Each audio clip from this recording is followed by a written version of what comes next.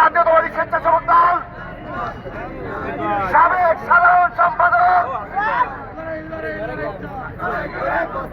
ঢাকা উত্তরের সাবেক সাধারণ সম্পাদক মুসাব্বির ভাইকে গত 3 দিন আগে এই ফ্যাসিস্ট আওয়ামী লীগ, এই ফ্যাসিস্ট প্রশাসনের অসহযোগিতার কারণে ফ্যাসিস্ট আওয়ামী লীগের গুন্ডা বাহিনীরা নির্মমভাবে হত্যা করেছে।